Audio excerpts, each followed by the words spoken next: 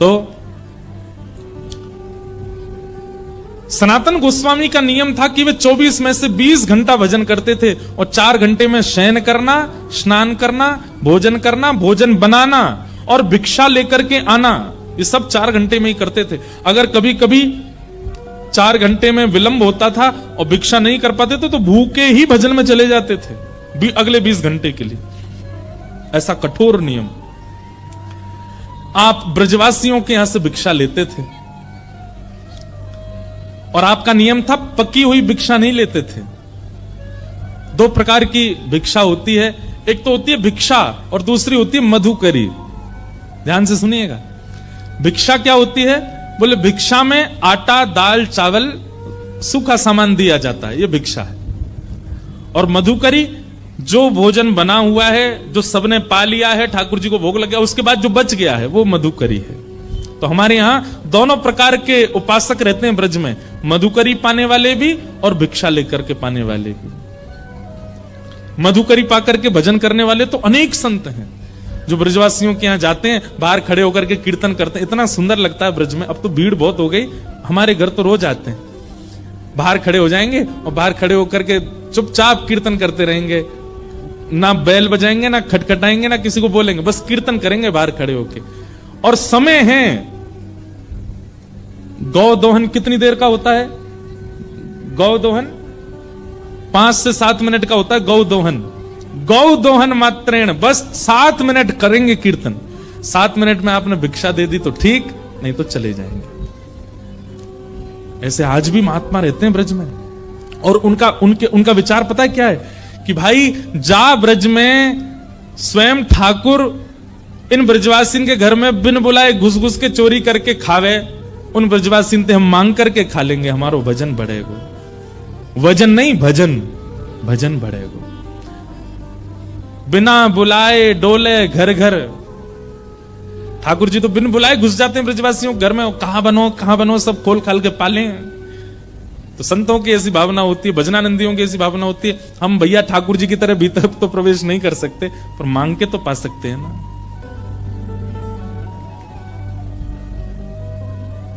आप रोज भिक्षा लेने के लिए जाते थे। एक दिन आप भिक्षा लेने के लिए गए तो एक ब्रजवासी मैया थी, उनके घर में श्री मदन मोहन जी की सेवा विराजमान थी।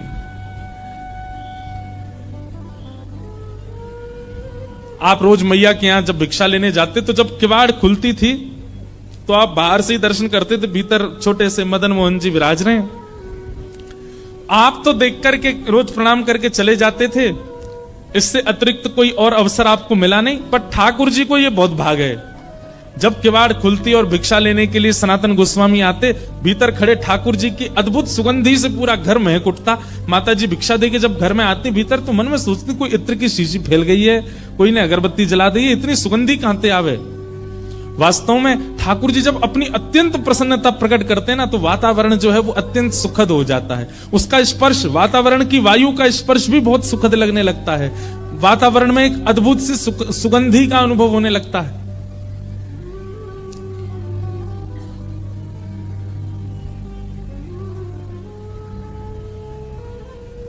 तो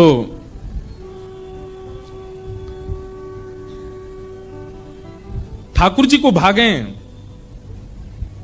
सनातन गोस्वामी, हमको भाते हैं ठाकुर जी, पर ठाकुर जी को भागे सनातन गोस्वामी। रात्रि में ठाकुर जी मैया की, बूढ़ी मैया जो थी, उनके स्वप्न में गए और स्वप्न जाके बोले, मैया तुमने मेरी बड़ी सेवा करी, मैंने तुम्हारे घर खूब सेवा करी, खूब सेवा करवाई, खूब 56 भोग अरोगे, खूब आनंद से प्रेम पायो, लेकिन अब आपके कछु दिना शेष रह गए। मैया को बता रहे हैं ठाकुर जी, मैया से कह रहे हैं कछु दिना में आप तो चली जाओगी वैकुंठ और फिर मैं अकेला रह जाऊंगा। फिर आपके दूर दूर के रिश्तेदार सब यहां पे आके लड़ेंगे झगड़ेंगे कि हम करेंगे सेवा, हम करेंगे सेवा। मैया वहां से अच्छा तो तू मुझे पहले ही कोई और को सौंप जा। तो मैया ने स्वप्न में ही पूछा, जय जय कौन है, कौन ऐसा सुहागन है जिससे आप अपनी सेवा कराना चाहते हैं? तब ठाकुर जी बोले, मैया एक बाबा तो भिक्षा लेवे आवे, सनातन बाबा, वही को तुम मुझे पधरा दे, मैं वही के पास ही अपनी सेवा करवाऊंगा। मैया पहले तो बहुत रोई, बोले मेरी सेवा में कोई कमी है ठाकुर जी? बोले कमी नहीं है मैया, तू बस कछुदना की मेहमान हो रहे। मैया को कष्ट भी दे दिया और चिंता भी दे दी। किसी को पहले ही बता दो कि भैया तुम्हारे कछुदनी शेष बच्चे, तो वैसे ही बेचारो टेंशन में आ जाए। ठाकुर जी केवल इतना ही कह देते कि उसको दे दो, ये क्यों बता दिया कि कछुदना में ही जाने वाली है। मैया को पहले चिंता हुई, बाद में मैया ने विचार किया कि ठाकुर जी सही कह रहे हैं, अगर मैं किसी को नहीं देके जाऊंगी तो रिश्तेदारों की नजर तो गड़ी है, क्योंकि दर्शनार्थी आते हैं, चढ़ावा चढ़ता है, और उस चढ़ावे के लोभ में कहीं ठाकुर जी को कहीं गलत स्थान पर ना ले जाया जाए। तो अगले दिन मैया ने श्रृंगार किया, भोग लगाया। इतने में बाहर सनातन गोस्वामी आ गए थे भिक्षा लेने। तो मैया गई और रोते रोते बोली, बाबा कल रात में स्वप्न में ठाकुर जी आए और आकर के मुझसे कह गए कि मुझे तो बाबा दे दो। अब तुम यहीं डटे रही हो, मैं ठाकुर जी को ला रही हूं, उनको सब श्रृंगार सामग्री सब आपको दे रही हूं, ठाकुर जी को ले जाओ, आप ही सेवा करो बाबा। सनातन गोस्वामी बोले, मैया मैया रुको रुको रुको रुको, हमको श्रृंगार करना नहीं आता, हम केवल नाम जप करना जानते हैं, राधे कृष्ण कृष्ण कृष्ण राधे राधे, 20 घंटा यही करवाओ हमसे। अब किसी की रुचि नाम जप में होती है, किसी की रुचि सेवा में होती है, किसी की रुचि कथा में होती है, किसी की रुचि परिक्रमा में होती है, किसी की रुचि भोग में ही होती है। सनातन गोस्वामी बोले, दूसरी बात, सेवा तो सौभाग्य मेरे पास ठाकुर जी आएंगे, पर आपका इतना सुंदर भवन, इतनी बढ़िया व्यवस्था, मैं तो छोटी सी कुटिया में रहता हूं और जमुना जी में बाढ़ आ जाती है तो मेरी कुटिया तो भय जाती है, उसमें ठाकुर जी को कहां विराजमान करूंगा, मेरे यहां कोई महल नहीं है। और तीसरी बात, मैया मैं तो 20 घंटा आंख बंद करके ध्यान में रहता हूं, आपके ठाकुर को तो सवेरे उठाना पड़े, बाल भोग लगाओ, फिर राज भोग लगाओ, फिर ब्यारू भोग लगाओ, फिर श्रम भोग लगाओ, 8 बार तो ये भोजन करते हैं, मैं किस करूंगा इनकी सेवा।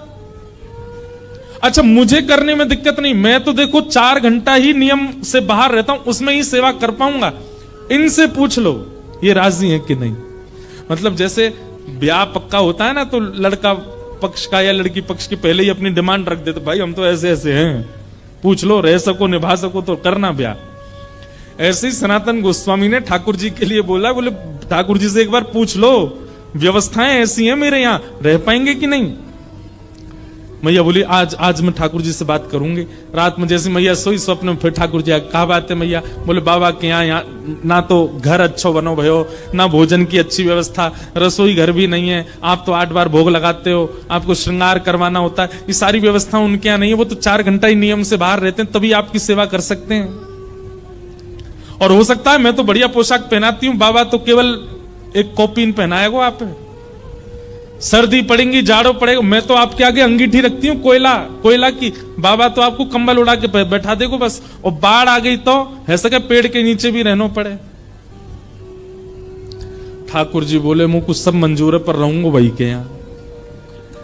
यही तो प्रेम होता है। लड़की को पता चल जाए कि जिससे मेरा ब्याह होने वाला है उसने इतनी शर्तें रख दी हैं, तो लड़की पहले हाथ नहीं करना ब्याह, ऐसे से क्या ब्याह करना। लेकिन ठाकुर जी का प्रेम सच्चा है। ठाकुर जी कह रहे हैं कि भैया वृक्ष के नीचे भी रखेगा तो रहूंगा वही के संग ही। क्योंकि मैंने कल भी कहा था, ठाकुर जी व्यंजन के आदि नहीं रहते, ठाकुर जी तो व्यंजन बनावे वारे के आदि रहते हैं। सत्य बताएं, ठाकुर जी को मंदिर में बैठना, ठाकुर जी को घरों में बैठना, गाड़ियों में घूमना, बहुत विशिष्ट व्यवस्थाएं होना ठाकुर जी को प्रिय नहीं है। जो उनका प्रिय भक्त है बस वो पास रहे उनके, वो ज्यादा प्रिय है ठाकुर जी को। ठाकुर जी प्रेम के आदि। दूसरे दिन मैया के यहां जैसे सनातन गोस्वामी आए, मैया तो अपने ठाकुर जी गोद में लेके आई। बोले, बाबा आपकी सारी शर्तें हमारे ठाकुर जी को मंजूर है, रहेंगे आपके पास से। बाबा बोले, अच्छा लाओ दो। अब नेत्रों में आंसू भर रहे हैं कि बताओ, मैं नहीं चाह रहा हूं, ठाकुर जी खुद आ रहे हैं मेरे पास। ये मेरे भजन का बल है। अपने हृदय से लगा करके श्री मदन मोहन लाल जी को लेकर के आए, नेत्रों से अविरल अश्रुधार गिरते जा रहे हैं। बोले, ठाकुर जी झोंपड़ी से महलों में जाते हुए लोगों को देखा, पर महल से झोंपड़ी में आते पहली बार देख रहा हूं मैं। चौकी भी नहीं है एक बैठाने के लिए, नीचे फर्श पे ही गोबर का ऊंचा सा एक बना दिया चौकटा, उसी पे बैठा दिए ठाकुर जी। सनातन गोस्वामी के हाथ पैर कांप रहे हैं, कहीं ठाकुर जी को कोई दिक्कत नहीं हो जाए। जल की व्यवस्था कर दी। अब बोले, अब क्या भोग लगाऊं, मुझे तो सब्जियां भी बनानी नहीं आती, मैं तो आटा लेके आता हूं, यमुना जल में माड़ करके मोटा सा आटा टिक्कड़ बना करके और रज में भीतर धर देता हूं, 2-2 दिन में उसी में से निकाल निकाल के पाता रहता हूं, इनका कैसे भोग लगाऊं मैं।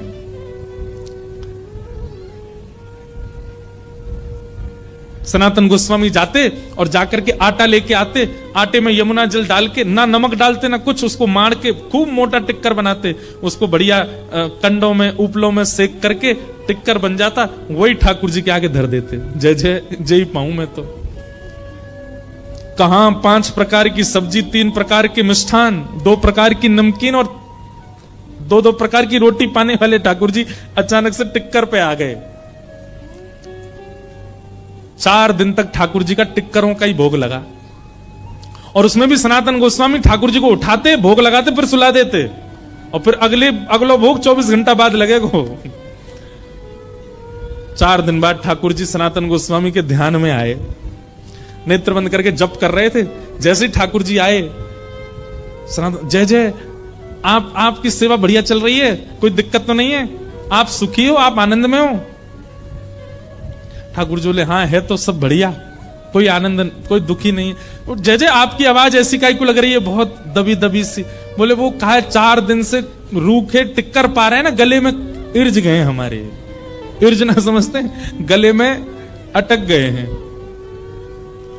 अरे जय जय, मैं कहा आज्ञा करो, और नेक नेक नेक वामे जो है कहा नमक डाल दे करो आटे में, नमक डाल के फिर जल से मार दिया करो, थोड़ा तो नेक स्वाद आ जाएगा उसमें। सनातन गोस्वामी बोले पिछले 40 साल से तो मैं केवल आटा ही पा रहा हूं, मैं नमक कभी डाला नहीं, पर आपकी आज्ञा, कल से नमक लाऊंगा। भिक्षा लेने गए, आटा लिया तो आटा दे करके बेचारी मैया तो चली गई भीतर। सनातन गोस्वामी सुनो थोड़ा नमक और दे दो। मैया बोली आ गया चटोरा घर पे, अभी तो नमक की क्या चले, अभी देखना क्या क्या आएगा तुम्हारे यहां। अब तो महाराज नमक लेकर के गए, जाकर के आटा बोर के ठाकुर जी को पवाए, 4 दिन 5 दिन तक ठाकुर जी बढ़िया, अब तो टिक्कर में नमक है पाते हैं। 4-5 दिन बाद ठाकुर जी फिरते ध्यान में आ गए और खांसते भय आए। सनातन गोस्वामी बोले जय जय, जाड़ो लग गो आपको, ठंड लग गई है? नहीं नहीं, जाड़ा ठंड तो नहीं लगी है, पर भैया देखो बहुत बढ़िया लग रहा है, हमको कोई दिक्कत नहीं, हम बहुत प्रसन्न है, 24 घंटा में एक बार भोजन मिलता है, प्योर डाइटिंग चल रही है हमारी। लेकिन ठाकुर जी ने ऐसा तो नहीं बोला, कोई तो मैं बोल रहा हूं।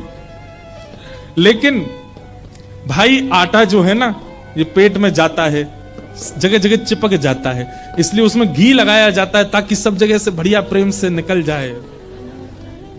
नेक घी लगा दे करो वहां में रोटी में। ठाकुर जी मेरे पास घी कहां से आया, लेकिन मैं कोई नहीं, भिक्षा में लेके आऊंगा। भिक्षा लेने गए, आटा लेके आए, नमक लेके आए, मैया से मैया नेक्स्ट तो घी दे दो। घी का एक सुंदर डिब्बा दे दिया। आप तो महाराज टिक्कर बनते हैं, उसमें घी और लगता है। अच्छा, सनातन गोस्वामी तो पिछले 40 साल से साधारण पाते थे, लेकिन अब वे भी पाते हैं तो उनको कहते हैं भाई स्वाद तो है, आनंद तो आ रहा है। और फिर चिंता होती है कि कहीं ऐसा नहीं हो मेरी जीभ चटोरी हो जाए इनके चक्कर में। अब तो घी लगा के पान लगे। 5-6 दिन की सेवा हुई, ठाकुर जी फिर आ गए और ध्यान में आकर के सनातन गोस्वामी जय जय, सब आनंद, कोई दिक्कत तो नहीं, सब बहुत बढ़िया है। तो बोले फिर, बोले जब आप जाते हो भिक्षा लेने, आटा भी लाते हो, नमक भी लाते हो, घी तो है ही है, एक आलू भी ले आया करो, और जब टिक्कर सेकते हो तो उसमें जो धीमी धीमी आंच रहती है उसमें आलू डाल दिया करो, वो आलू भुन जाएंगे, भुन के उनके छिलका अलग करके मीड़ के उसमें नमक डाल करके दे दिया करो। सनातन गोस्वामी बोले फिर 6 दिन बाद कहोगे नींबू भी ले आओ, फिर कहोगे चीनी भी ले आओ, फिर कहोगे मालपुआ बनाओ, अब कहोगे फिर रसगुल्ला बनाओ। ठाकुर जी आप चलो, आपको वापस वहीं छोड़ के आऊं महलों में। और महाराज जैसे ही ठाकुर जी गोद में उठाए वापस ले जाने के लिए, प्रत्यक्ष श्याम सुंदर प्रकट हो गए और लिपट गए, और मदन मोहन जी प्रकट होकर के बोले मैं रूखी रोटी में ही राजी हूं, रहूंगा तुम्हारे पास से, जाऊंगा नहीं यहां से, यहीं रहूंगा। आहा, बिहरत निस दिन कुंज गलिन में, ब्रज जन मन सुख धाम, मदन मोहन को रूप निरख, सनातन बलि बलि जाए। ऐसे हमारे श्री मदन मोहन लाल, बोलो मदन मोहन लाल की। तो वृंदावन सप्त निधियों के दूसरे ठाकुर जी श्री मदन मोहन लाल जी।